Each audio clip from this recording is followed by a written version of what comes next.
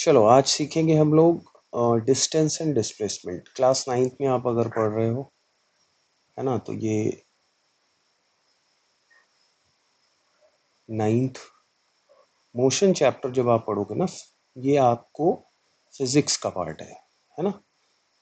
तो 9th class का physics का पहला चैप्टर है मोशन।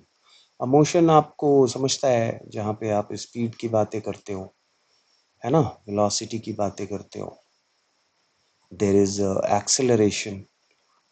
बट ये डिस्टेंस और डिस्प्लेसमेंट ये कहाँ से आ गया जब मोशन है तो, है ना। तो मोशन में जब भी स्पीड आएगा तो आपने क्लास 8 में पहले कभी पढ़ा होगा कि स्पीड इज इक्वल टू क्या होता है, डिस्टेंस अपॉन टाइम, है ना।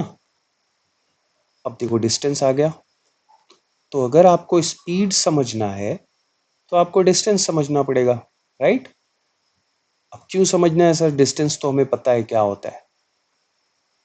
अब आ जाओ नेक्स्ट, वेलोसिटी। वेलोसिटी जब आप पढ़ते हो उसका फॉर्मूला क्या है, डिस्प्लेसमेंट अपॉन टाइम, राइट। अब ये बातें कहाँ से आती है, डिस्प्लेसमेंट क्या है, डिस्टेंस क्या है ना। जब आप स्पीड की बात करते हो तो डिस्टेंस अपॉन टाइम हो जाता है वेलोसिटी। आगे जब अपन स्पीड एंड वेलोसिटी पढ़ेंगे तो डिटेल में आपको मैं एक्सप्लेन करूंगा, बट मैं आपको सिर्फ ये बताना चाह रहा हूं कि इन मोशन चैप्टर हमें क्यों देखना पड़ रहा है डिस्टेंस एंड डिस्प्लेसमेंट, ठीक है। चलो अब इसको यहां से हटाते हैं, राइट। तो आपको ये पता है कि ये फिजिक्स का पार्ट है, मोशन चैप्टर का पार्ट है, एंड हम सीखने वाले हैं अभी डिस्टेंस और डिस्प्लेसमेंट, राइट। Excuse me. देखो, अगर आप इस पोजीशन को ध्यान से देखोगे, लेट से मैं इसको ए बोलता हूं, say this is A and this is B, है ना। तो आपने आपकी जर्नी स्टार्ट की है ए पोजीशन से, और आप कहाँ जा रहे हो, पोजीशन बी पे, यानी आपकी डेस्टिनेशन कहाँ है, बी पे। बहुत सारे रास्ते हो सकते हैं ए से बी जाने के लिए। जैसे देख लो, मैंने ये एक ए बी बनाया, तो आप ए बी जा सकते हो इस रास्ते से स्ट्रेट, है ना। कोई चेंज नहीं है एंगल का, स्ट्रेट पाथ, एकदम स्ट्रेट। अब बोलोगे सर ऐसा पॉसिबल है क्या, तो मेन रोड पे आप ऐसे देखोगे तो नहीं है। एक्सक्यूज मी, बट आप रैंडम जगह पे ऐसा प्लान कर सकते हो, किसी हॉलवे में तुमने 10 मीटर का स्ट्रेट पाथ, जैसे रेड कारपेट आप चल रहे हो, सामने से आ रहे हो, है ना, रेड पाथ बना हुआ है, 5 मीटर का हो सकता है, तो स्ट्रेट पाथ भी पॉसिबल है ना। तो जब आप स्ट्रेट चलते हो, स्ट्रेट, तो वो डिस्प्लेसमेंट कहलाता है। तो डिस्प्लेसमेंट के लिए सबसे इंपॉर्टेंट कीवर्ड क्या याद रखना है, कि ये स्ट्रेट होता है हमेशा। अच्छा, दूसरे केस में देखते हैं डिस्टेंस। तो आप इस पोजीशन से लेट से पी पे आए, ए से पी, पी से क्यू, क्यू से आर, आर से एस, एस से टी। मैं ऐसा क्यों बना रहा हूँ, ध्यान से देखो, एरो बना हुआ है यहाँ पे, ये एरो ऐसे गया, मतलब ये रास्ते पे, बाद में यहाँ ऐसे इस रास्ते से, then R to S, then S to T, then T to B. तो बहुत, मेरा कहने का ये मतलब है कि आप बहुत तरीके से जा सकते हो, है ना। सीधा सीधा रास्ता भी आप ले सकते हो, आप टर्न हो सकते हो, आप कर्व ले सकते हो, राइट।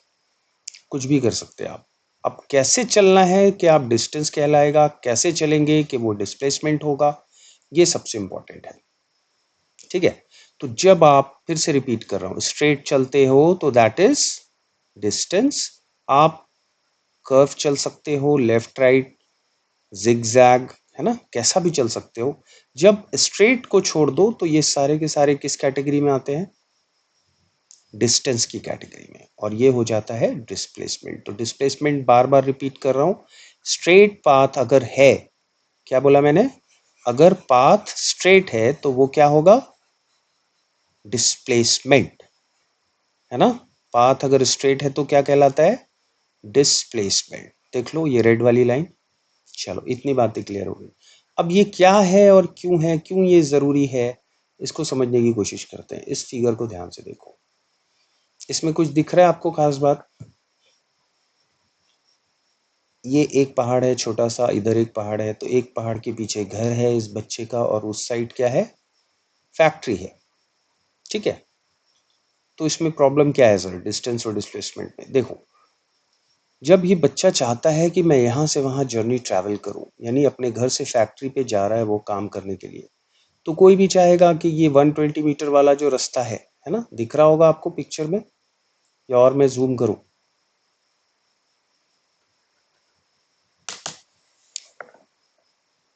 अभी ध्यान दो, ठीक है। कोई भी चाहेगा कि मुझे जल्दी पहुंचना है या मुझे बाइक कम चलानी है या पेट्रोल कम खर्च करना है, तो मैं शॉर्टेस्ट रास्ता ही लूंगा। ऑब्वियसली तुमको क्या लगता है? ऑब्वियसली आपको शॉर्टेस्ट लेना है तो इस रास्ते से जाना पड़ेगा। बट यहाँ देखो बीच में क्या आ रहा है, ये एक पहाड़ आ गया, यहाँ पे जाने के लिए भी यहाँ पे एक पहाड़ आ गया। ठीक है, अब ऐसा पॉसिबल हो सकता है क्या आप बाइक लेकर ऐसे ऐसे जाओगे, है ना? रोज आपको ऑफिस जाना है, काम पे तो नहीं जा सकते। तो गवर्नमेंट ने, कॉरपोरेशन जो भी वहाँ पे वर्क करती है, उसने एक सड़क बनाकर दी है आपको, जो कि आपको कर्व शेप में दिख रहा होगा, है ना? वो कर्व कैसा भी हो सकता है, यहाँ पे कर्व मैटर नहीं करता है, बस वो स्ट्रेट नहीं है। ठीक है, तो आपने जब घर से फैक्ट्री का ये जो पूरी जर्नी को ट्रैवल किया है ना, वो दिख रहा है आपको 200 मीटर, और ये आपको दिख रहा है 120 मीटर। ठीक है, तो आप किसको प्रेफर करोगे? ऑब्वियसली 120, बट नहीं कर सकते हो because practically it is not possible, right, that you can climb on that hilltop and then in the downward direction आप बाइक से जा रहे हो, it is not possible, right? There will be chance for accident and you will take more time maybe, even if वो distance कम है, बहुत risk है। तो एनीवेज, कहने का ये मतलब है कि एग्जिस्ट दोनों करता है, बट शॉर्टेस्ट पाथ पे हम फोकस ये करेंगे, है ना, कि उसे हम डिस्प्लेसमेंट बुलाएंगे। और शॉर्टेस्ट कभी भी क्या हो सकता है, फिर से रिपीट कर रहा हूँ, शॉर्टेस्ट कभी भी स्ट्रेट लाइन को ही कहा जाएगा। और तुम बता दो अगर मुझे, तुम्हें पता है कि इससे कोई शॉर्ट रास्ता हो सकता है? अगर आप पॉइंट ए से पॉइंट बी पे जाना चाहते हो, इस स्ट्रेट लाइन से शॉर्ट कुछ हो सकता है क्या? नहीं हो सकता है, राइट? क्लियर हो गया? ठीक है, तो अगर आप इसके डेफिनेशन पे जाओगे तो डिस्टेंस के लिए आप सीधा सीधा क्या लिखते हो? डिस्टेंस के लिए सबसे इंपॉर्टेंट कीवर्ड याद रखो, कीवर्ड एक्चुअल पाथ कवर्ड। क्या याद रखना है? Actual path covered. और डिस्प्लेसमेंट के लिए क्या याद रखना है? Shortest path covered, shortest path covered. बस ये कीवर्ड याद रखो, पूरी डेफिनेशन नहीं भी याद रहेगी तो चलेगा। ठीक है, बाकी अभी इसके ऊपर न्यूमेरिकल्स जो आते हैं उसको हम लोग डिस्कस करेंगे, राइट, नेक्स्ट वीडियो में।